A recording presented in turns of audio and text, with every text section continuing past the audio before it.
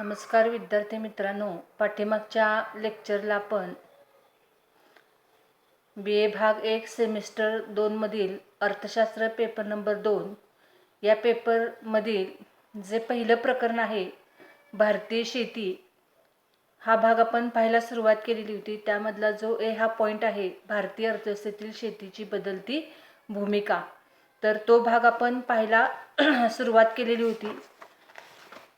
आपण सुरुवातीला पाहिलं की भारतीय अर्थव्यवस्थेमध्ये शेतीचे महत्त्व हे आजही असलेले आपल्याला दिसून येते। अनेक कारणासाठी शेती ही अर्थव्यवस्थेमध्ये महत्त्वाची भूमिका बजावत आहे आणि म्हणून शेती हा भारतीय अर्थव्यवस्थेचा कणा मानला जातो। त्याच पद्धतीने भारताची ओळख सांगत असताना भारत हा एक विकसनशील देश आहे, तसेच तो कृषीप्रधान किंवा शेतीप्रधान देश आहे। या सर्व अनुषंगाने जर विचार केला तर भारतीय अर्थव्यवस्थेमध्ये विशेषतः ग्रामीण अर्थव्यवस्थेमध्ये शेती महत्त्वाची भूमिका बजावत असलेली दिसून येते। परंतु जर आपण एकंदरीतच 1991 नंतरच्या अर्थव्यवस्थेचा जर विचार केला तर आपल्या असं लक्षामध्ये येईल की भारतीय अर्थव्यवस्थेमध्ये शेतीचे महत्त्व जरी दिसून येत असले तरी देखील भारतीय अर्थव्यवस्थेमध्ये शेतीची जी भूमिका आहे ती हळूहळू बदलू लागलेली आहे। आणि त्या अनुषंगानं आपण पाठीमागच्या लेक्चरला काही मुद्द्यांची चर्चा केलेली होती।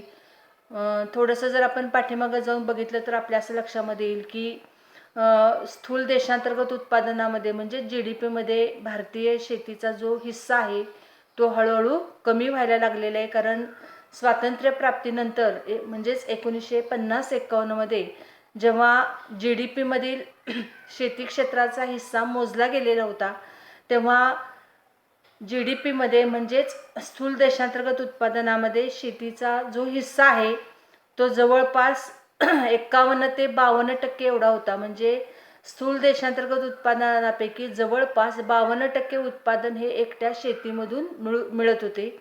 परंतु अलीकडील काळामधला जर विचार केला तर GDP मध्ये म्हणजे स्थूल देशांतर्गत उत्पादनामध्ये शेती क्षेत्राचा हिस्सा हा केवळ 13% ते 13.5%च्या आसपास आलेला आहे। म्हणजे याचाच अर्थ सुरुवातीच्या काळामध्ये भारतात शेती क्षेत्र हे आघाडीवरती होते, इतर क्षेत्रांचा फारसा विकास झालेला नव्हता। म्हणजेच उद्योग, व्यापार, वाहतूक, दळणवळण या कोणत्याही क्षेत्रांचा फारसा विकास झालेला नव्हता आणि त्यामुळे GDP मध्ये शेती क्षेत्राचा हिस्सा जास्त होता। परंतु अलीकडील काळामध्ये जर परिस्थिती पाहिली तर आपल्या असं लक्षामध्ये येते की भारतामध्ये हळूहळू इतर जी क्षेत्र आहेत म्हणजे शेती व्यतिरिक्त उद्योग, व्यापार, वाहतूक, दळणवळण या क्षेत्रांचा दिवसेंदिवस विकास होत आहे आणि त्यामुळे या सर्वच क्षेत्रातून भारतीय अर्थव्यवस्थेमध्ये GDP मधला जो वाटा आहे तो वाटा त्यांचा वाढत असलेला दिसून येतो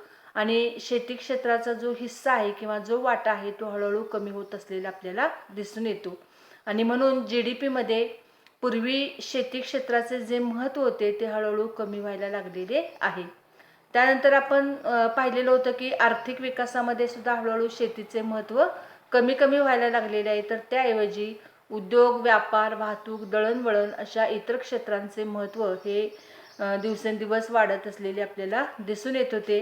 त्याचबरोबर शेती क्षेत्रावरती सरकारकडून केला जाणारा जो खर्च आहे, विशेषतः जे अनुदान प्रत्यक्ष आणि अप्रत्यक्षरित्या शेती आणि शेतकऱ्याला जे दिले जाते ते हळूहळू कमी झालेले आहे। म्हणजे सरकारचे थोडेसे लक्ष शेती क्षेत्रावर कमी कमी होत चाललेले आपल्याला पाहायला मिळते। कारण शेतकऱ्यांना कमी किमतीमध्ये रासायनिक खतांचा, संकरित बियाणांचा, शेती अवजारांचा पुरवठा व्हावा म्हणून या वस्तूंचे उत्पादन करणाऱ्या किंवा या साधनांचे उत्पादन करणाऱ्या ज्या कंपन्या आहेत त्या कंपन्यांना सरकारकडून भरघोस असं अनुदान दिलं जात होतं आणि त्यामुळे शेतकऱ्यांना रास्त किमतीमध्ये ह्या वस्तू आणि सेवांचा पुरवठा केला जात होता। परंतु अलीकडील काळामध्ये सरकारी खर्चामध्ये घट झालेली आहे। म्हणजे सरकारकडून शेती क्षेत्रावरती जो खर्च केला जात होता त्याचे प्रमाण कमी कमी होत असलेले आपल्याला दिसून येते। त्यानंतर आपण पाहिलं होतं की पीक रचनेमध्ये हळूहळू बदल झालेले आहेत। म्हणजेच शेतकरी आता पारंपरिक पीक पद्धतीऐवजी चटकन रोख उत्पन्न मिळवून देणारी जी पिकं आहे, ज्याला आपण नगदी पिकं असं म्हणतो किंवा व्यापारी पिके असं म्हटलं जातं, तर या पिकांच्या हळूहळू उत्पादनामध्ये वाढ होत असलेली आपल्याला दिसून येते.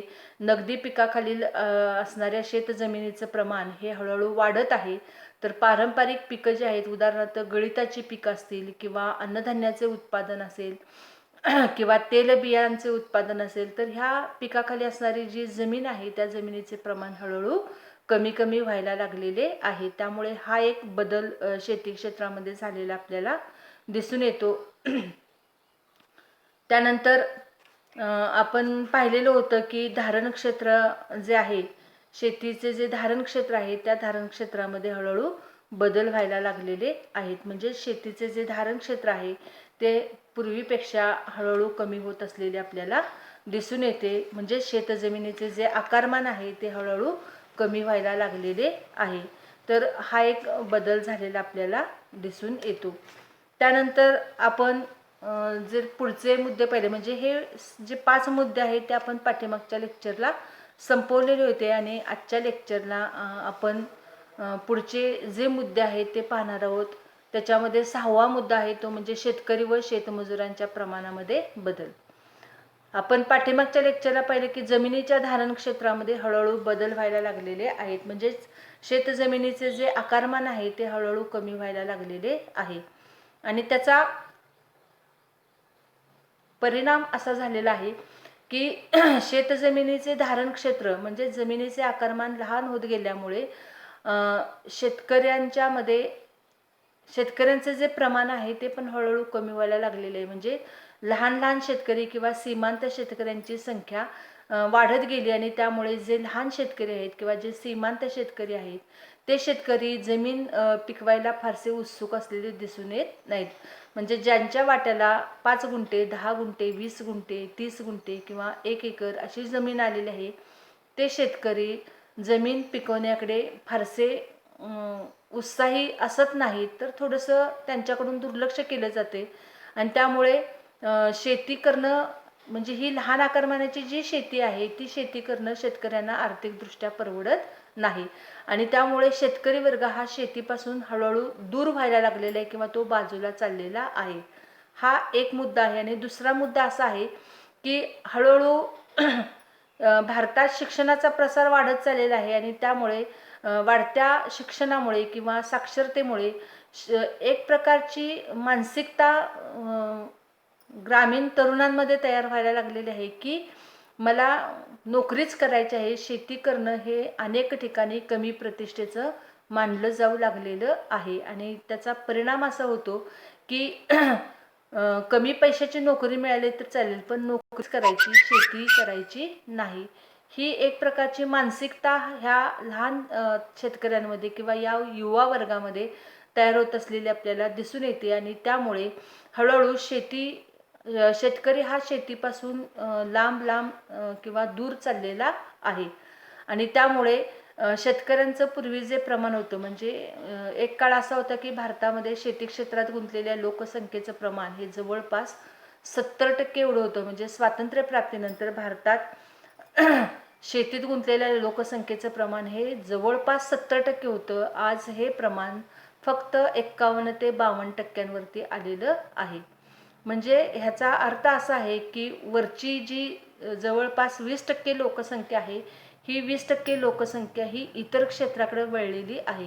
कारण दुसऱ्या बाजूने जर आपण विचार केला तर भारतामध्ये हळूहळू इतर क्षेत्र जी आहेत, उदाहरणार्थ उद्योग, व्यापार, वाहतूक, दळणवळण या क्षेत्राचा विकास होत गेल्यामुळे साहजिकच शेती क्षेत्रातली जी लोकसंख्या आहे ती इतर क्षेत्राकडे वळू लागलेली आहे किंवा ग्रामीण भागातील लोकसंख्या ही शहरी भागामध्ये स्थलांतरित होत आहे. त्यामुळे शेतकऱ्यांचे प्रमाण हळूहळू कमी व्हायला लागलेले आहे.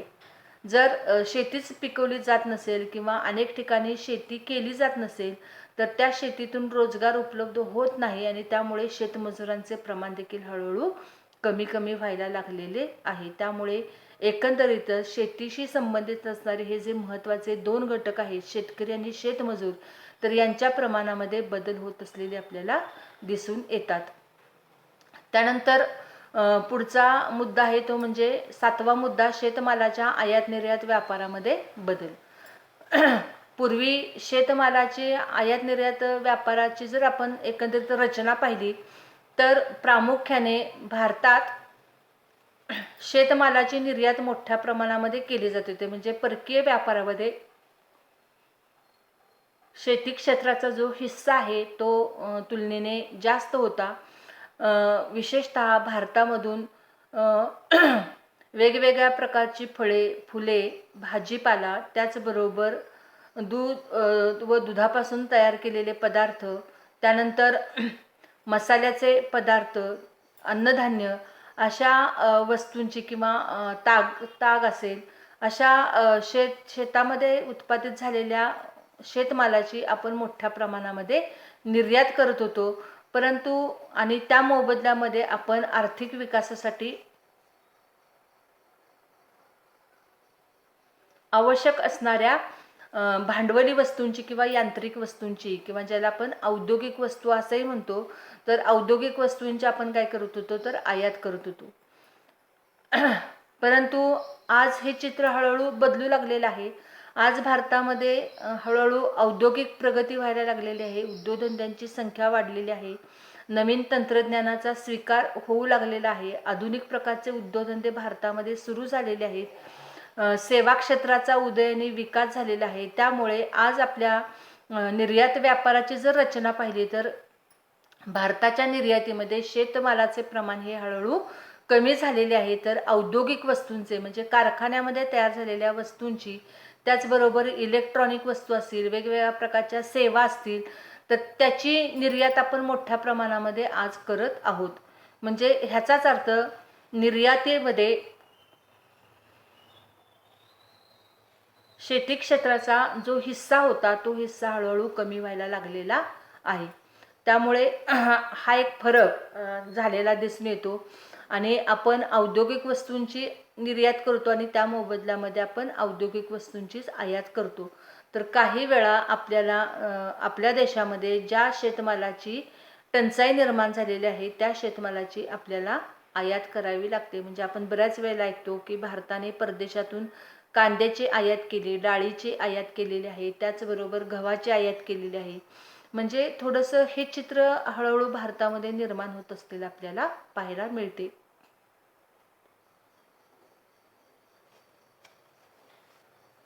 त्यानंतर पुढचा मुद्दा आहे तो म्हणजे अन्नधान्य उत्पादनामध्ये स्वावलंबन किंवा स्वयंपूर्णता. आता या ठिकाणी आपण पाठीमागच्या लेक्चरला चर्चा केल्याप्रमाणे काही बाबतीमध्ये शेतीचे महत्त्व हळूहळू कमी होत असले तरी काही बाबतीमध्ये शेतीचे जे महत्त्व आहे ते आजही टिकून असलेले आपल्याला पाहायला मिळते. म्हणजे या ठिकाणी 8वा, 9वा आणि 10वा जो मुद्दा आहे तो मुद्दा भारतीय अर्थव्यवस्थेमध्ये शेतीचे महत्त्व आजही कशा पद्धतीने टिकून आहे ते स्पष्ट करण्याचा प्रयत्न ह्या 3 मुद्द्याद्वारे करण्यात आलेला आहे. अन्नधान्य उत्पादनामध्ये स्वावलंबन किंवा स्वयंपूर्णता. 1947 साली भारताला जेव्हा स्वातंत्र्य मिळाले तेव्हा भारत हा एक गरीब आणि मागासलेला शेतीप्रधान देश म्हणून ओळखला जात होता. ब्रिटिशांच्या राजवटीतच भारतात अन्नधान्याच्या आयातीला सुरुवात झालेली होती आणि स्वातंत्र्यप्राप्तीनंतर सुद्धा शेतीची जर अवस्था पाहिली तर ती एक मरगळलेल्या अवस्थेमध्ये शेती होती. अतिशय मागासलेल्या पद्धतीने शेती केली जात होती. पोटापुरते धान्य पिकवले जात होते. शेती ही पूर्णतः निसर्गावरती अवलंबून होती. शेतीचा फारसा विकास झालेला नव्हता आणि त्यामुळे शेतीतून मिळणारे जे उत्पादन आहे ते किंवा शेतीतून आपल्याला जे अन्नधान्य मिळत होते ते एकूण लोकसंख्येच्या मागणीच्या मानाने खूपच कमी होते आणि त्यामुळे आपल्याला स्वातंत्र्यप्राप्तीनंतर सुद्धा बरीच वर्ष अन्नधान्याची आयात करावी लागलेली होती. म्हणजे अन्नधान्याबाबत आपण पूर्णतः परावलंबी होतो. इतर देशांवरती विशेषतः अमेरिकेवरती आपण अवलंबून होतो. परंतु 1960-61 मध्ये भारतात हरित क्रांतीचा प्रयोग स्वीकारण्यात आला आणि हळूहळू सर्वत्र आधुनिक पद्धतीने आधुनिक तंत्रज्ञानाच्या साहाय्याने शेती कसायला सुरुवात झाली. 1960-61 मध्ये आपण हरित क्रांतीचा स्वीकार केलेला होता आणि 67-68 नंतर हळूहळू या हरित क्रांतीचे फायदे आपल्याला दिसून यायला सुरुवात झाली. म्हणजे खऱ्या अर्थानं 1967-68 नंतर भारतामध्ये हरित क्रांती ही यशस्वी झालेली आहे. सुरुवातीला प्रायोगिक तत्वावरती काही भागामध्ये काही पिकांबाबत आपण हरित क्रांतीचा प्रयोग स्वीकारलेला होता. कालांतराने आपण अनेक ठिकाणी अनेक पिकांबाबत हरित क्रांतीचा प्रयोग सुरू केला आणि त्याचं फलित आपल्याला असं मिळालं की 1976 पासून भारत हा अन्नधान्याबाबत स्वावलंबी देश बनलेला आहे. म्हणजे अन्नधान्याच्या बाबत भारत हा एकेकाळी परावलंबी होता, परंतु 1976 नंतर आज तागायत भारत हा अन्नधान्याबाबत स्वावलंबी देश बनलेला आहे. म्हणजे आज जरी आपल्या देशाची लोकसंख्या 130 कोटीच्या घरामध्ये जरी असली तरी आज आपल्याला अन्नधान्याची कोणाकडूनही आयात करावी लागत नाही.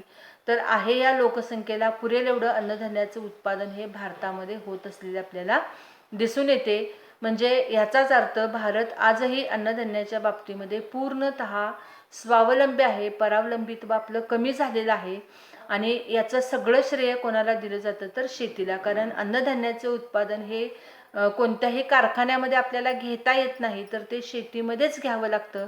आणि अन्नधान्याच्या स्वावलंबनाच्या दृष्टिकोनातून जर विचार केला तर शेतीने आजही आपली भूमिका आहे तशीच महत्त्वाची ठेवलेली आहे. म्हणजे हा एक फायदा आपल्याला आजही शेतीचा होत असलेला दिसून येतो. त्यानंतर पुढचा मुद्दा आहे तो म्हणजे शासनास किंवा सरकारला उत्पन्नाचे साधन. सरकारला वेगवेगळ्या रूपाने उत्पन्न मिळत असते. त्यामधला सरकारला उत्पन्न मिळण्याचा महत्त्वाचा मार्ग आहे तो म्हणजे कर रूपाने सरकारला उत्पन्न मिळते. उत्पादित सर्वच वस्तू आणि सेवांवरती सरकारकडून वेगवेगळ्या प्रकारचे कर आकारले जातात. त्याला शेती क्षेत्र सुद्धा अपवाद नाही.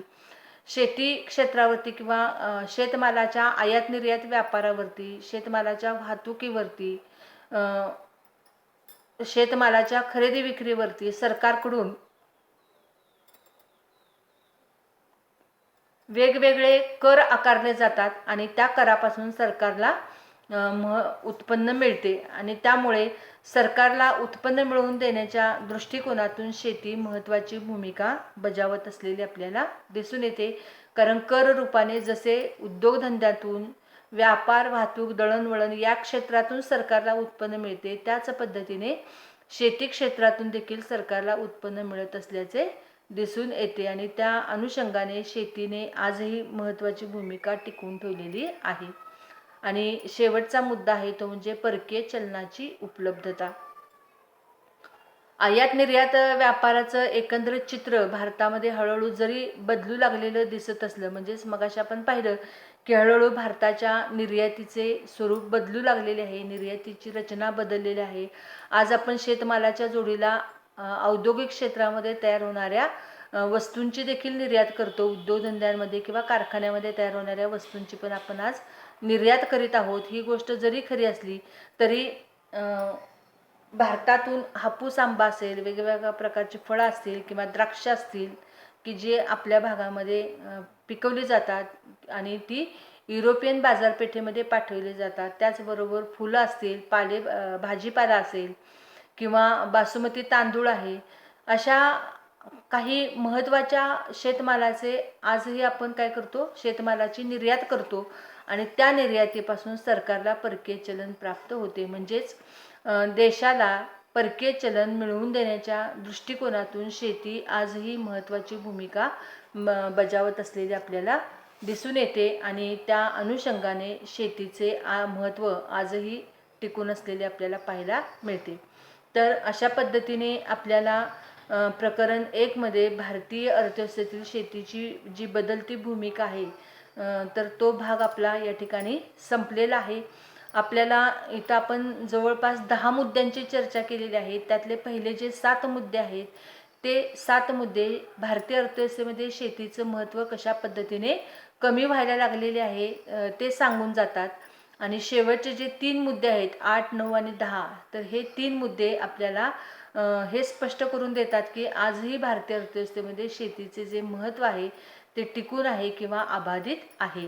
तर या पद्धतीने काही फायदे काही तोटे जसं आपण म्हणतो त्या पद्धतीने काही बाबतीमध्ये शेतीचे महत्त्व कमी झालेले दिसते, तर काही बाबतीमध्ये शेतीचे महत्त्व हे आजही टिकून असलेले आपल्याला दिसून येते. तर या पद्धतीने आपला प्रकरण 1 मधला जो पहिला मुद्दा आहे, ए हा घटक आहे, तो आपला संपलेला आहे. आणि पुढच्या लेक्चरला आपण जो पुढचा बी हा घटक आहे तो घटक आपण घेणार आहोत.